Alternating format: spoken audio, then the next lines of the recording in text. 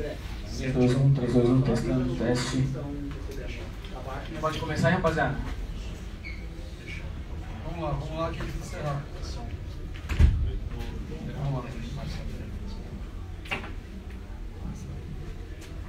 Marcelo, boa noite, né? Queria que você pudesse nos explicar o que aconteceu com o Santos nessa noite, que se tornou um dos maiores vexames da história do Santos, essa derrota por 7-1 aqui em Porto Alegre. É possível descrever o que aconteceu em mais de 90 minutos aqui?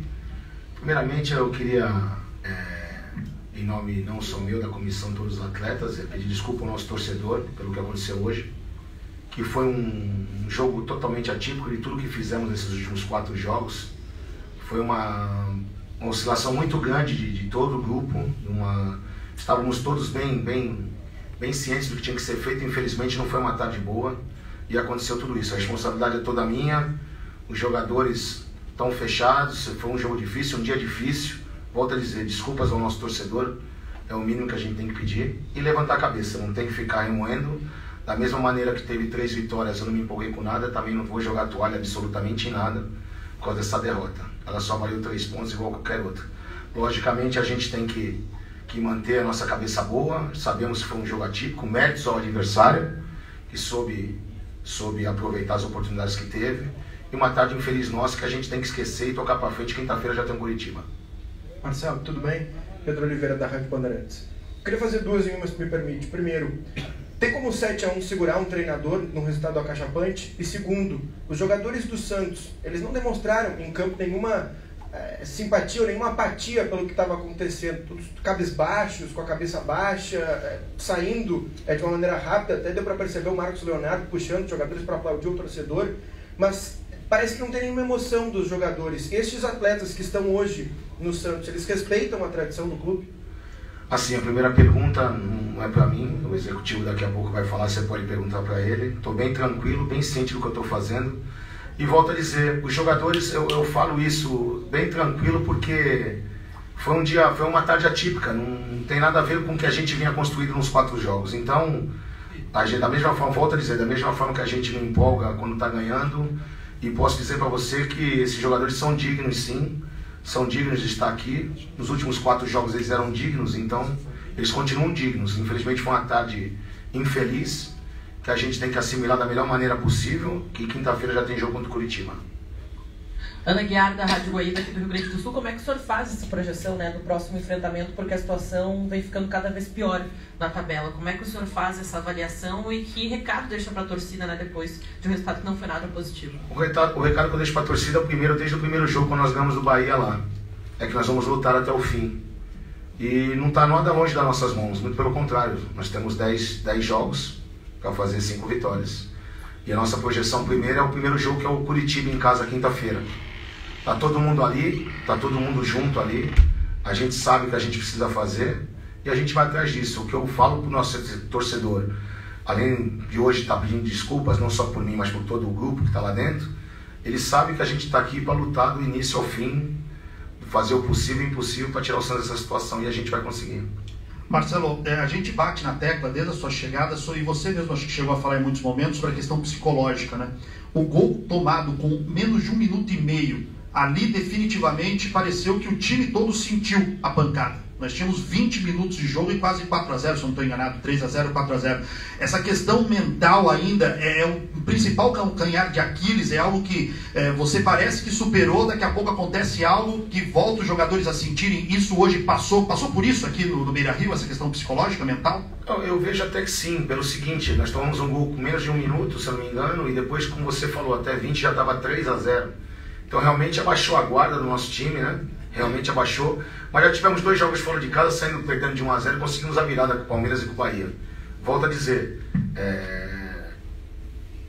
é triste a gente ver o que aconteceu hoje, pelo que os jogadores estão querendo e trabalhando, mas realmente os gols no começo do primeiro tempo ali atrapalhou bastante, e realmente hoje nós baixamos a guarda. Mas assim, é que nem eu falei lá dentro, levanta a cabeça, já foi, já era, e não tem nada longe das nossas mãos, está tudo nas nossas mãos e nós vamos atrás dela até o final.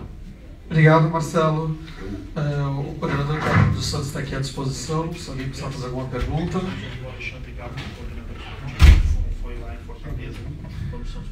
Fala pessoal, boa tarde a todos aí. Boa tarde.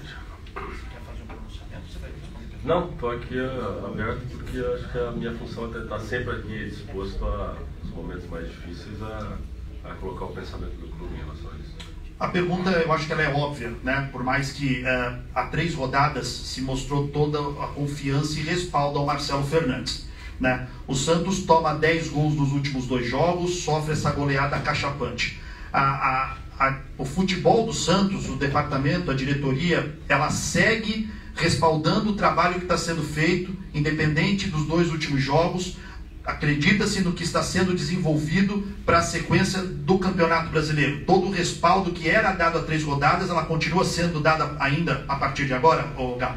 Então, a gente segue com esse respaldo. Até me admira um pouco você falar sobre a última partida do Red Bull, que foi uma partida onde nós... Só citei pelas 2 derrotas. Sim, sim. O comportamento do time. O comportamento contra o Red Bull foi um comportamento totalmente favorável ao Santos. Nós tivemos 27 finalizações, com acho que 8 ou 9 chances reais de gol, e o Red Bull teve a metade da gente, foi cirúrgica, uma equipe muito boa, joga junto já há algum tempo.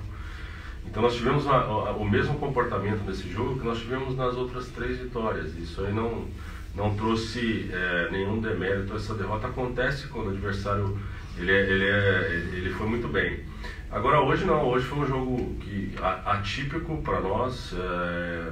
Perder aqui em Porto Alegre não é uma situação que não seja normal, mas anormal. O comportamento do grupo todo está muito abaixo do que vinha acontecendo, né? No aspecto de animosidade, no aspecto físico, de entrega técnica, nossa equipe realmente não é essa. Nós fizemos 4 bons jogos, 4 jogos que encheu os nossos olhos de esperança, da nossa torcida, da própria imprensa, que nós entendemos que dessa maneira, da maneira que a gente vinha jogando, independentemente da derrota do Bragantino, nós teremos totais condições de sair desse momento. E a gente acredita nesse grupo, acredita no Marcelo. O grupo é muito parceiro dele, eu acompanho o dia a dia de tudo isso.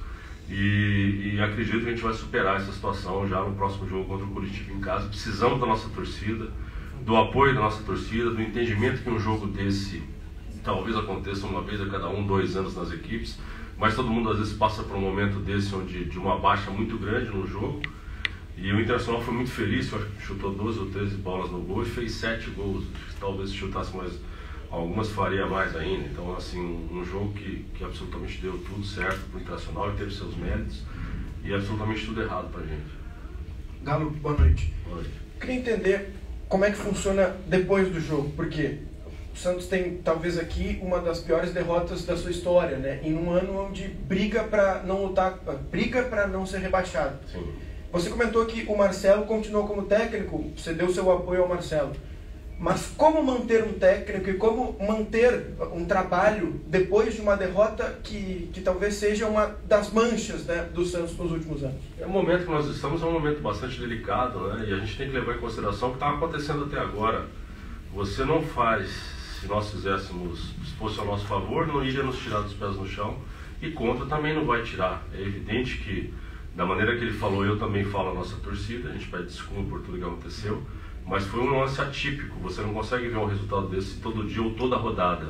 Acontece uma vez que outra, um ano, em 2 anos acontece com uma equipe. Acho que o Santos está acontecendo esse ano, muito ruim pelo momento, e principalmente por esse momento curto, né, que a gente vem de jogos, de 4 jogos de muita intensidade, finalização, tomando as rédeas do jogo desde o começo. Isso aí realmente nos deixou muito chateado com tudo que aconteceu hoje. Evidente, isso não pode nunca acontecer, mas o momento nosso é de juntar os cactos o mais rápido possível, erguer a cabeça da moçada, porque são esses atletas que fizeram 4 jogos dessa retomada com o Marcelo aqui e foram intensos pra caramba, para que a gente, novamente na quinta-feira, retome essa maneira de jogar.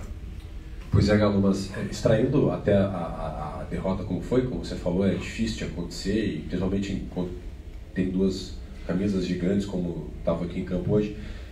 Mas o momento do Santos, né? O time não consegue sair lá de baixo, teve uma retomada, como você falou, de alguns jogos, mas não consegue sair, se afastar da zona do rebaixamento, entra, já teve mudança de comando técnico, já teve mudança na coordenação.